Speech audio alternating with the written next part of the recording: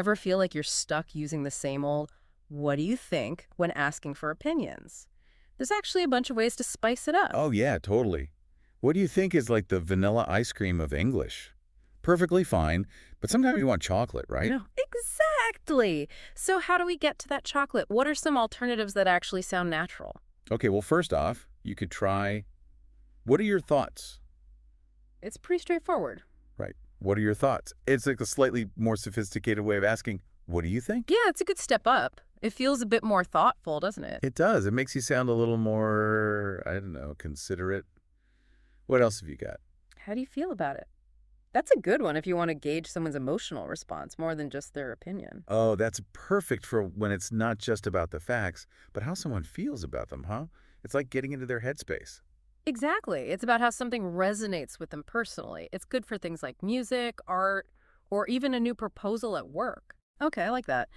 What about something more casual? Because sometimes, what are your thoughts? Feels a little too formal. For casual, what's your take on that? Is great. It's informal, laid back, and just rolls off the tongue. What's your take on that? I like it. It's like saying, give me your perspective, your angle. Yeah, exactly. And you can use it in all sorts of situations with friends, family. Yeah. What's your take on the game last night? That's a good one. I can see that. All right, what else we got? There's any thoughts on, I reckon it's simple. And it's kind of a way of testing the waters to see if someone has anything to add. Any thoughts on... Right, so it's almost like you're throwing a question out there, but without much pressure for a long answer. Yeah, it's a very low-key way of opening up a conversation and seeing where someone's at.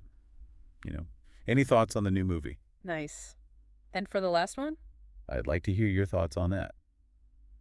It's polite and shows you genuinely value their input. I'd like to hear your thoughts on that. That puts the focus on them and what they're thinking. That's cool. It definitely makes the other person feel like their opinion matters. So you're not just asking, you're saying, I really want to know what you think. Okay, that's a solid range. So we went from what do you think, crad, to what are your thoughts? How do you feel about it? What's your take on that? Any thoughts on it? And I'd like to hear your thoughts on that.